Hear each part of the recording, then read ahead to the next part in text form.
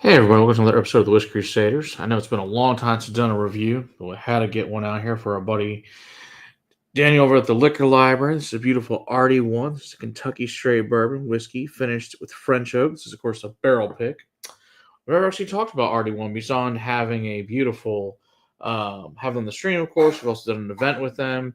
Barry's a great guy. We'll be having another Repeal Day event with him again later this year, obviously on Repeal Day, which is December 5th. So we wanted to talk about this pick here from our buddy, like I said, over at Liquor Library down there in Southwest Fort Worth. So check him out. And this is an available pick from him. So this is a $79.99. This is a beautiful thing, and it's going to taste really good. But I'll tell you a little bit about RD1 first, because I think you guys need to know about that.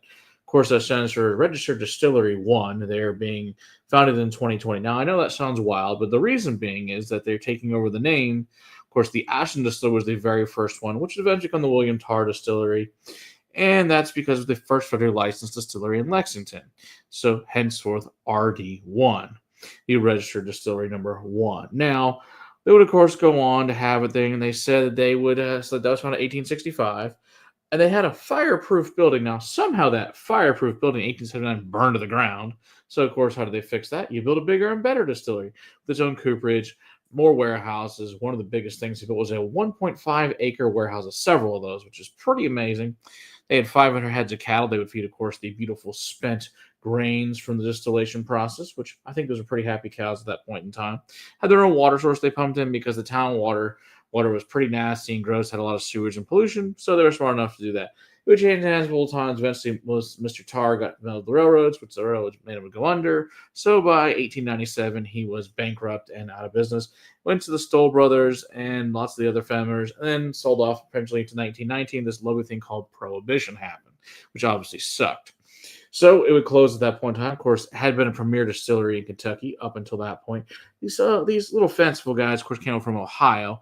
Might be this guy named George Remus. About a year later, stole a bunch of whiskey from the warehouse. Shocking how that happens. Remus might have been in Ohio where all this stuff went, but hey, whatever. Remus is a fantastically interesting fellow.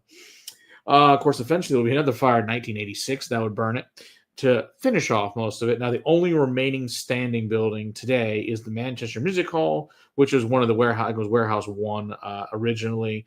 That's the only thing left from that time period. Now, what is this here in a bottle? This matters to you guys. Like I said, this is a French oak liquor library pick, which is 4 years on that, and then 2 to 4 months with the French oak stays that are 2 to 3 year air dried in California that are stuck in the barrel, of course, in their own toasting level, and make this beautifulness happen. Now, the mash bill is 70% corn, 21% rye, 9% malted barley, and is made at Western Kentucky Distilling because they are currently building an actual RD1 distillery. It's being built, and that's coming here online very soon. Now, what you guys care is how does this thing nose and taste? All right, let's see what we got here. Beautiful nose here is chocolate fudge brownies, chocolate chips, baking spices, cigar wrapper, a little bit of allspice, some anise, caramel, a bit of ginger in there, black pepper, sea salt, some salted caramel, nougat, butterscotch, butterscotch discs, graham cracker crust, kind of like from a cheesecake, a little bit of fennel, which is very, very nice. Now, how does it taste? That's the part you really want to know. Because most of us, nose is nice. Taste is what really matters, though.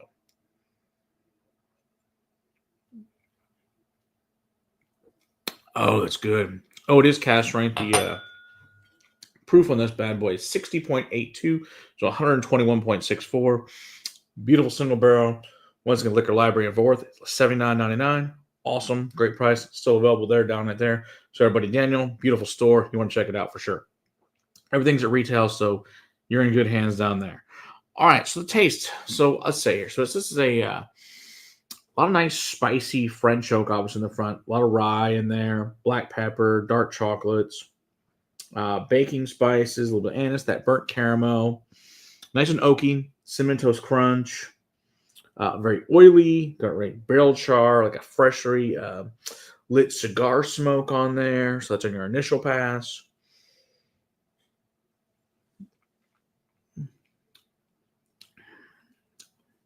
But with a little bit of green pepper, maybe a little bit of smoked Gouda in there.